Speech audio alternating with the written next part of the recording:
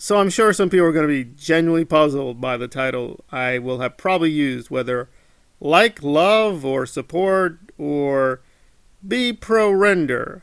How or why would Doug Scott Kramer ever be on the side of Rinder? Well, you know, kids, in a war, you gotta make choices. So, Doug did a video essentially going through the Leah lawsuit. For those totally new, let me be very quickly. Leah has been at war with Scientology for a while. She did the Aftermath TV show. I've been critical of the show. I'm not going to get into my criticisms here. And essentially, the Scientology people retaliated. And now she has a lawsuit asking for damages for harassment. And Doug read out the essentials of the lawsuit. And it ended up going in very weird places. So we're going to treat the Rinder factor first and then get into Claire Headley. So what is occurring? Well, essentially Claire, Mike, and Leah herself made declarations that yes, the Scientology people, whether through PIs, suspicious people, other activities, were harassing them and making them feel very threatened, and therefore they broke the law, ergo they have to pay Leah a whole lot of money.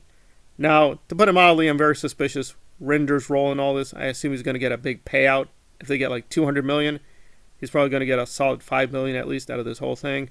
So probably very corrupt motivations. However, I will go against the grain and say actually his declaration is probably the most rock solid.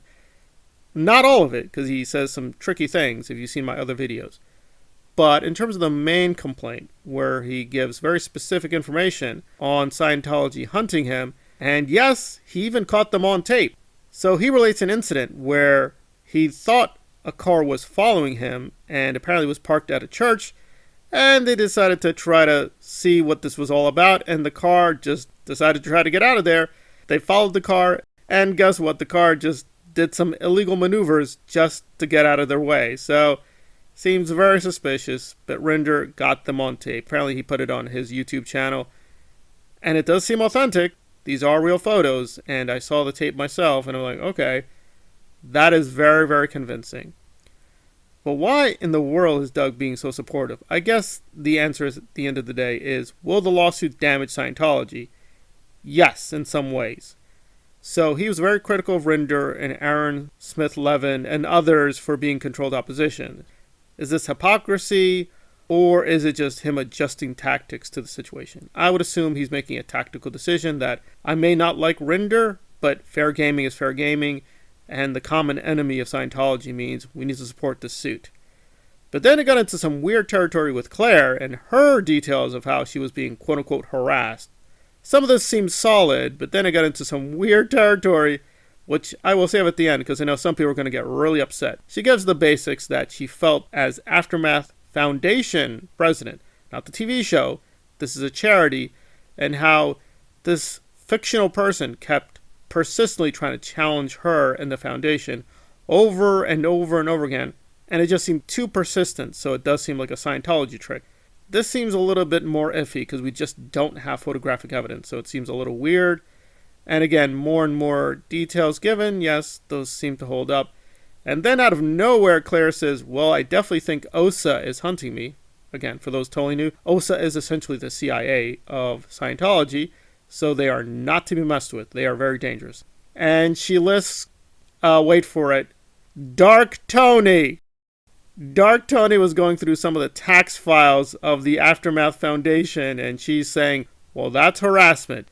This weirdo Dark Tony is looking her up and trying to get more information on the Aftermath Foundation and its money. Well, as Doug says, he's not OSA. Dark Tony may be many things, he's not OSA. However, I don't want to hide that Doug was very suspicious and hostile of Tony near the end of his life. Apparently they did have an interesting conversation, but after that they had a falling out, and Doug just cautions you to block him and move on. Again, I'm not recommending that, I'm just stating what Doug thought at the time.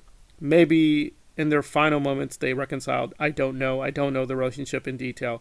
I do find that hilarious that Claire is bringing in Dark Tony to prove that, quote, the OSA is after her. And again, some of this seems genuine. Maybe Scientology is doing fair gaming. However, with Claire, I would honestly say she's exaggerating. I get it, it's a lawsuit. You have to frame it in a way you will win, but I'm a little suspicious about these details. I mean, again, it's Claire Headley. She is very deceptive. But Rinder, like it or not, did provide photographic evidence, and looking at the car, the way it was swerving is very suspicious. I apologize, I can't use too much of the video.